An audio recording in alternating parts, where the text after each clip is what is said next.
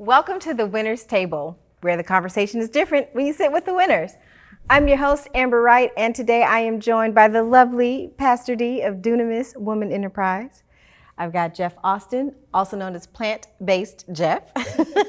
And we have Dr. Kimberly West of the Global Gastronome. Welcome, everybody. Thank you so much. Glad to be here. Oh, man, I'm excited, as always. You can tell it in my face. And you look beautiful. Well, thank you. Thank you, darling. Today, we're going to have a conversation about business in general. Oh, wow. And the question that I want to pose to all of you is it trendy now to be an entrepreneur? Is it trendy to be a business owner? Why or why not? I think it's trendy. You know, people have been forced into it, with the economy crisis, particularly, as I remember 2008, we're still dealing with some things, losing their jobs. I think that they were forced into something that they did not make a wholesome decision for. And for me, being not only an entrepreneur and a business owner, which I think there's a distinction between the two. What is that distinction? An entrepreneur is like, you may have your own product, you may have this, and you're hustling. I need the money, I'm getting the money, I got to pay bills. You know what I'm saying? So I consider myself an entrepreneur. Whatever you need, I got. Whatever you need, yeah. And if I ain't got that, I'm gonna get this. I'm gonna figure out a way to make some money. But from a business owner, it's a higher thinking. You know what I'm saying? What is the vision? What is the goal? It's really not about me. It's about, for me, being a business owner, it's about a cause, because I see where generations are growing worse and worse, our economy and things like that. So instead of being part of the problem, I choose to be the solution. Okay. I love this ending here. Thank you, Pastor D. What about you two? Do you think that it's kind of trendy now with what we're seeing online, social media, just in general, the conversation around business ownership? Absolutely. I think it's become very trendy. It's the fashionable thing to be is a business owner. And unfortunately, people are walking into it thinking, oh, I'm going to make $1 million in 3 weeks because somebody showed me how to create a funnel and I can sell this, that, and the other. And, we're going to be running around with Lamborghinis and flying private jets and all of that. But that is not anywhere close to what the reality is. So yes, it has become a fad. And I think because of the Great Resignation, I think a lot of people came out of some corporate situations and the pandemic and figured, okay, I am going to start a business. I'm going to go and hang out my own shingle. And they found out that it is not nearly as easy as it looks. No. Oh, you said so much. So we're going to come back to a few of those things. What about you, Jeff? I think it is trendy. I think because of the internet, social media, TikTok, IG, all of this stuff, going back to what you said, more people are pushing the lifestyle part of it. And they're trying to sell you into something else, into these programs or whatever they may be trying to sell. And so now that's the trend now. It's like, oh, if I do this, I don't need to work for anybody. But I feel like, hey, sometimes you got to work for somebody to get to where you want to go. Sometimes, it may just be momentarily for a few years, few months, or whatever the case may be until you can become a true business owner. Absolutely. And I appreciate that you spoke to the transition between being an entrepreneur and becoming a business owner, because there is an adjustment that happens there. There's so much here to talk about. Talking specifically about social media. And the internet. I definitely have seen a lot of that. I was a blogger for a long time. So I was part of the OG crew where we literally did share our lives. Like I would read your blog and feel like I knew Jeff, and I see him with his pictures making his sea moss and be like, he loves to eat sea moss, or make it and stew it up, or whatever you do with sea moss. And I felt like I would know you because it was just me learning, you documenting your life and me learning about it, and vice versa. Once corporate dollars got into the mix, I knew it was going to change. Blog posts became written commercials for products. And there's nothing wrong with that. I'm not criminalizing that at all. But I knew that there was going to be a shift in terms of how we understood blogging to be. And then now this whole new industry was born out of it. I don't have any credentials in this topic, but I'm just gonna just sell this course because I'm good at marketing, and or I'm going to market a lifestyle to you. Like all this could be yours. It's like the dad from Coming to America with McDowell's when he was like, and all this could be yours. If you just follow my plan or do what I say do, and you too can be with mimosas in your laptop by the pool. And there's nothing wrong with that, because I believe in autonomy of time. I believe in the freedom that comes along with being able to choose your own schedule and be your own boss. But we also, though, sell our products and services through social media and the internet. So there's a little bit of a conundrum there. So talk to me about how you think social media has added to the fervor and or contributed to the myth around what it means to be a real entrepreneur and or a business owner. People are posing. People are posing. They are posing. That's what it is. You see people, and I said earlier, you see the Lamborghinis, you see the private jets, you see this lifestyle. And believe me, there are some people who really are living that laptop by the pool lifestyle, and I happen to be one of them. But she's like, don't come for me on my Instagram because that's my life. Right. but the thing is, it took me over 10 years to get here. Okay, it didn't happen overnight. And unfortunately, that's what people are expecting. They're expecting to go in, they're going to build a funnel. 3 months later, they're going to be sitting there, sipping Mai Tais on the coast off the coast of Hawaii someplace, and that's just not what it is. And the most successful people, the ones who really are making those millions and millions of dollars, are the worst culprits in all of this, because they're the ones who started this perpetration, and then it just kind of filtered down to everybody else. But they're also the ones that benefit from this culture, because they're the ones who are selling these programs. They are the ones who are selling these courses, and several, and I'll say this, it may be controversial, but several of these courses, we love controversy, yes. some of these courses are not designed to get you all the way to where it is that you want to be. They're only designed to get you 20% of the way, maybe 40% of the way there. But there's an awful lot more that goes into going from that 40 all the way to that 100. Yeah. So how do you negotiate your relationship with social media? Do you use it in your business? It has taken my business to a whole nother level. You know what I'm saying? For me, as a spiritual leader and a spiritual coach, I have to basically stay within the framework of knowing who I am. You know what I'm saying? And taking that time and learning how to build that foundation, particularly from a spiritual leadership standpoint, coaching standpoint, because realistically, there is no business without people. And so for me, I focus on the people as opposed to focusing on, let me make this money, let me make this dollar, let me make that. And I was there at one point. It's called desperation. You know what I'm saying? Light bill due, gas bill due, baby need a pair of shoes, telephone disconnect, You got our light bill, you have all of that. But you got to come out of all of that, because you could end up misusing what you have. Yeah. So what I hear you saying, Dee, is that you're focused on the people, and social media is just the channel that you use. It's just the channel that I use to reach the people. And now I have sustainability. What about you, Jeff? I definitely use social media to my advantage. Didn't misuse it, but even before I started my business, I started to do like a vlog of my journey. Before I asked for a dime, before I did anything, I wanted to show them like, hey, this is where I am, and I'm gonna lose this weight, and this is how I'm going to do it. And I just showed them that, just my lifestyle, just content, not asking for nothing, no link in bio, no any of that. By the time I launched my business, I already had a primed audience. They were already ready, because they was like, you were a regular dude. You showed us what you did. Now we want to use what you use.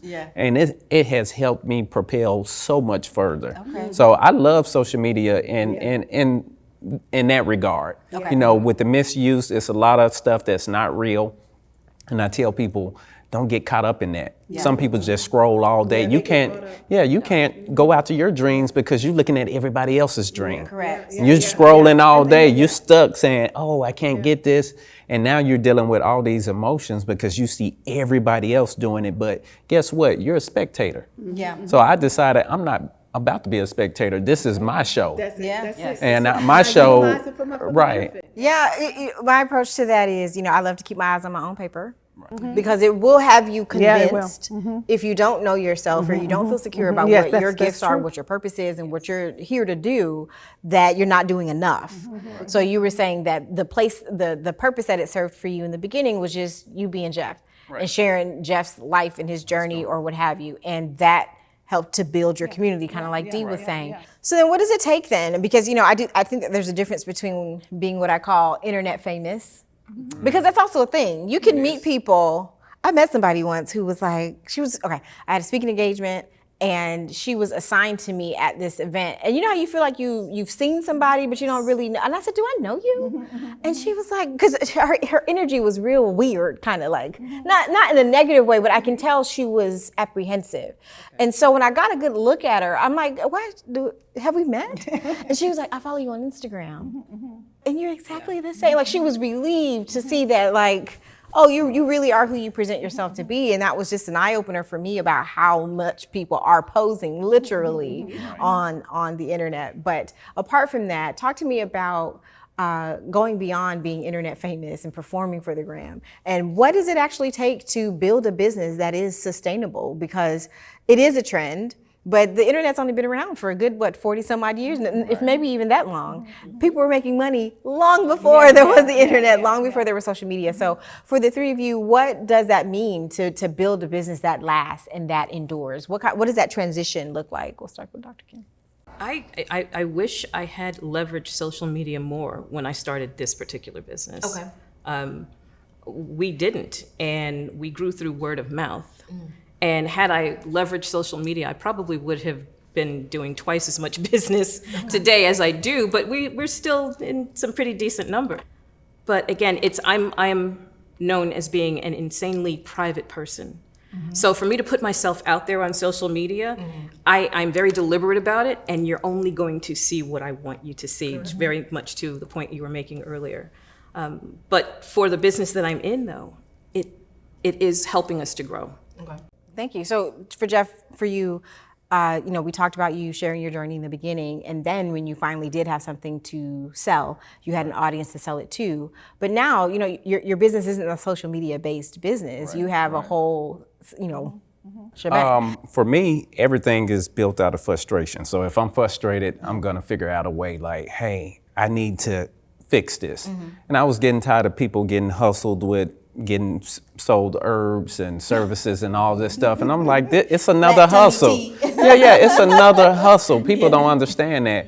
And so I feel like, you could utilize social media for that. But from a longevity standpoint, you have to be solving a problem. So if I'm ever experiencing any type of dips or anything, I go back to my core and say, what problem am I solving? Because I feel like as long as you're solving a problem, you'll be around forever. So that's the longevity piece to that. Well, I'm old school, so at first social media was like, I don't want to do it, that's. And my daughter would say, Ma, if you don't open up your mouth, you know what I'm saying? If you don't, but I had to because I'm a people person, I like to be in touch with people, and it seemed like it was a distance, even going live and all that other stuff. But at the end of the day, I got myself together, you know what I mean? And it has really, really caused me to, first of all, marry the two. I don't think, just like chivalry is not dead, old school is not dead. I know how to engage with people. I'm a people person, so I had to learn how to bring that part of me onto the platform, bring that part of me onto the social media, and not let the social media overcloud my judgment. And so the people were gravitating because at the end of the day, I was being who I am. And I had to get my anxiety out of the way. I had to get my frustration out of the way. I had to get myself out of the way. And so now when they see me, I'm the same person I am live. Let's talk about misconceptions. So we've talked about social media and how it's all smoke and mirrors. What misconceptions do people have, less about social media, but just about business ownership in general? What do you think people assume about your life and your day-to-day as a business owner? Anybody can They think it's easy. They think it's easy. They don't see behind the scenes. They don't see the sacrifice. They don't see the being, up late, going to bed late, getting up early, not only that though, the suffering that you have to go through, not in a bad way, but what am I'm not yielding myself to because I see the greater. You understand what I'm saying? So it's not an easy journey because every day I have to believe. I have to believe. It's really a faith walk that I have to believe not only in what I'm doing, but who I am and why I'm doing it. That's crucial because we always talk about that. What's your why? Yes. And I think that's important because we need something to anchor ourselves because it really can be taxing mentally, emotionally, physically, financially. It's like your most pronounced relationship. It really can take a lot. And you don't have time, for me, I don't have time to cry wolf. You know, I don't have time to pity. I don't have none of that. You know what I'm saying? So they really don't see, because you got to keep yourself in a posture of, this is where I'm going, this is where I'm headed. You know. Okay. Yeah. All right. What about for the two of you? What do you think the misconceptions are, or the assumptions people make? Going back to like the laptop lifestyle, people think like I can have so much time, but I work corporate and I have a business. So it's like I got double time, you know, so I'm working until 2, 3 o'clock in the morning. You know, I'm putting in the time. I got a team all over the world. I got people in South Africa. I got people all over in the Philippines. I got a global team that I'm managing. And I'm looking at, you know, profits, numbers. I'm looking at all of this stuff constantly. And some people, they don't see that. They just think you like show up on social media, you get the sale, and that's the end of it. I'm like, no, I'm strategically mapping out customer journeys. So everything from my copy to my content, I'm very intentional about the story that I'm telling people in so many different verticals. If it's CMOS capsules, that's a journey. If it's this, that's another journey. And I have to strategically think that out, and I give it to the people, the hands-on keyboard, but it requires a lot of brain power. Did I hear you say you're also employed? Exactly. Do you feel like you have a responsibility to disclose that? To my audience? The public, yeah. Yeah, I always tell them. I always tell them because a lot of people will be like, oh, they like the front. I'm making so much money. I'm just, Yeah. oh, making money in my sleep. It's like, girl, because you got direct deposit. Right. But they won't tell you that, because they want you to believe that this lifestyle can too be yours for the bargain price of whatever I'm selling you. So I appreciate you being transparent about that. Not that, you know, some people might disagree that you feel like you have to tell people your business, but I think that can be helpful to some folks to know that, wow, he also is employed, because when you're employed and when you don't have direct deposit, your approach to business is going to be totally different, you know. And I remember someone, she was retired from the military, and so she had her natural funds coming in or whatever, and she said, you know, I'm gonna be an entrepreneur like you. And I was like, whoa, you know what I mean? You know, I said, honey, you got the basis, you know what I'm saying? You bringing in thousands of dollars per month that's gonna take care of this, and that. I said, so don't identify yourself with the fact that I have to lay a sacrifice and a foundation that I don't have the means that you have, you know. And I said, and that's intentional for me, you know, but you can't say that you're gonna be like me, because it's not about the product. It's not just about the service, it's about my grit. It's about my grit, that when I don't have that direct deposit, I got to make sure that thing is in there. Yeah. I always say that entrepreneurship can be equal parts exhilarating and terrifying at the same time, because there's nothing like it. Yeah. So yes, I'm doing what I was called to do, and now it's like, the bank want their money on the 15th of every month for that mortgage, and so what am I going to do to make it happen? I can't quote no scripture at the gas station. They don't want to hear no Ephesians 3:20. You know what I'm saying? The Bible says, ask and you shall receive, but just don't ask me. No, they ain't pumping no gas. Right. What about you, Dr. West? I think the biggest conception is that it is, as everyone has said here, is how easy people think it is. And as you just said also, you know, it's about the dollars. You know, the bank wants their money. Holler at me when you have been a business owner and payroll is due, and you don't have the funds in your account because you haven't been making your numbers, but you still have people to pay. Holler at me when you've got the IRS coming and looking for you, because you've got to pay those quarterly taxes and they're not there. It is not the ease. It is a sacrifice. It's a commitment. It is knowing in your soul that this is what you were meant to do.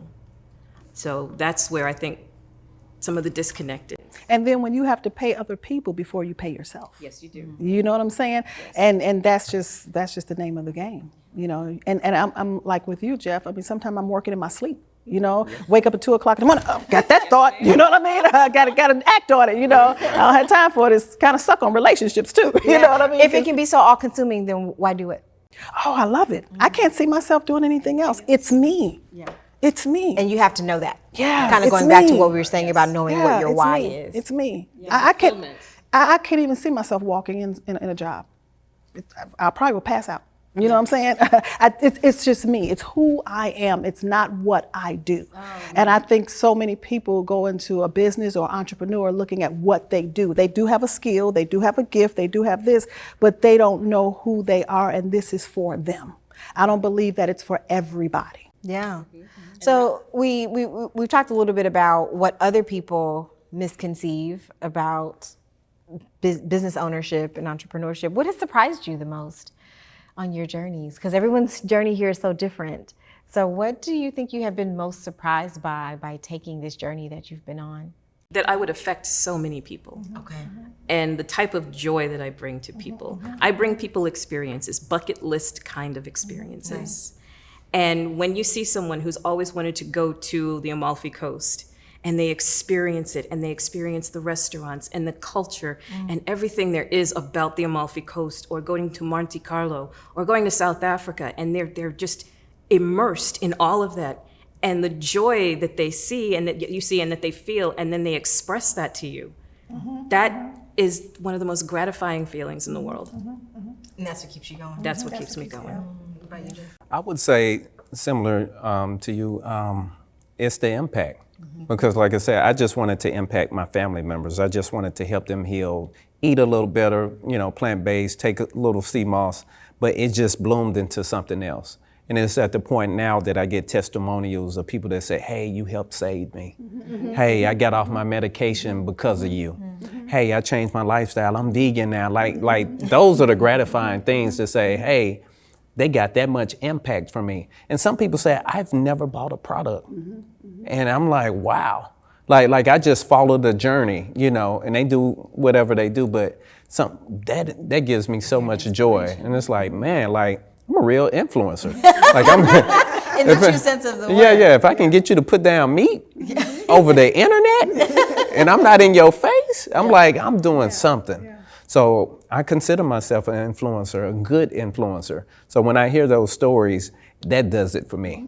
I'm like, okay, I'm doing my purpose. No matter what it is, I'm doing what I'm supposed to do. I'm placed here to help people to heal and to change their mindset as it results to food and their health. So I feel like I'm doing what I need to be doing. I think that's fantastic.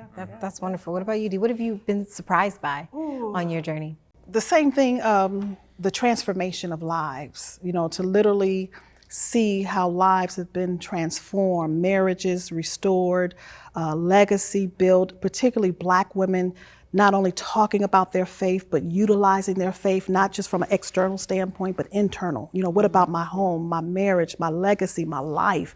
And to see that to be restored and healed, oh my God. But it took me a journey to get there. So the main thing is that I didn't give up. And what do disturb me is where people give up. Entrepreneurs, per se, business owners, when the struggle gets real, they give up. But when you give up, you don't even be able to see all what you could have done and what you have been called to do. Yeah, and that's why I frame it as a relationship. Before you walk out of any relationship, I would hope that you would have asked yourself, did I do everything that I could before I walk away? And similarly in business, before you give it up, if you've decided to make this decision or take this journey, did you do all that you could before you decided to turn away? Most times the answer is going to be no. There might be one more thing to try, and there's but you always, also have to know when it's time to put it down. And there's always one more. But I could not give up on that. I mean, I have literally been on this journey, lost my home, lost everything, filed bankruptcy, slept in my car. I mean, I have a lot of stories people don't know about in this journey of myself. But at the end of the day, I had to keep my eye on the prize. And that's the impact that I see, is because I had to see it within myself. Sure. You can't impact others when you haven't impacted your own self. Yeah. A lot of times we create businesses for ourselves first. Right. Because you spoke earlier about being frustrated because things are missing. We become our first customer and solving a problem that we're experiencing. But then you see, I'm not the only one who has experienced this, and that I can help other people on their journey. For me, as a communication coach and consultant, it's the light bulb when people say, I didn't think about it that way. Let me give you another way to frame what you're trying to say. Let me help you come out of spitting the drain of your brain and looking for the words and say, this is how I'm feeling, or this is how your behavior made me feel, or this is what I'm at, like learning how to draw boundaries and seeing how they straighten up a little bit more and say, oh, because now I have a different way to say things in a way that I didn't know before. Lastly, on this really riveting conversation, I feel like we can just be here all day talking about these things, and we've gone all over the place as it relates to business. But what do you think people need to know? The folks that are watching this, people in TSB community and beyond, perhaps. We've talked about the smoke and mirrors and social media and how hard it is and the challenge. What do you want to leave them with? What's maybe not so much advice, but just a bit of encouragement for people who might be sitting in that very same seat of frustration or uncertainty, not sure, should I pivot, should I quit, what should I do? What kind of suggestion do you have for them quickly? Don't quit. Focus on one thing at a time. Because so many of us have multiple things going on. Focus on one thing at a time, bring that to fruition, and then go to the next thing. I love it. For me, take ownership. Take ownership of your own life. You know, I just don't believe in putting my life in someone's hands where they can come in and say, hey, you know, you're done with this or you're done with that. I take ownership of my own life, and that's what business, being a business owner have done for me as well as an entrepreneur, you know. So if you might not go all that way, but if you can find that place where you can say, how can I take ownership of my life? And that's what it's done for me. I would say, with me being, you know, a business owner and working in corporate, that you can do both, but have a plan. Like for me, a lot of people think, hey, you know, you're just doing this as a side hustle. No, for the past 2-3 years, I have not really touched my check. I have really just lived off the business so I can simulate as much as possible what it'll be like without that check. You know, and a lot of people don't do it. They just still pull from the paycheck and say, oh, I'm doing bad over here, let me pull that. No, if times got bad, I pulled from my just regular savings that I would have had to the side anyway. You know, so I tried to simulate the process as much as possible, but also have a plan. And my whole plan was first to get a home, which I recently got, and get, thank you. So get some assets, some income producing assets before you decide to jump.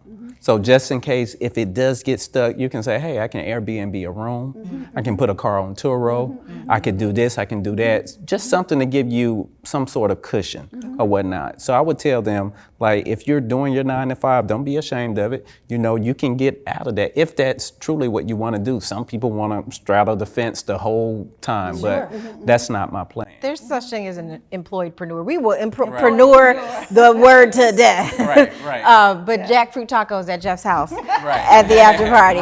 Thank you so much, all three of you, for joining me today, and thank you for hanging out with us at the Winner's Table.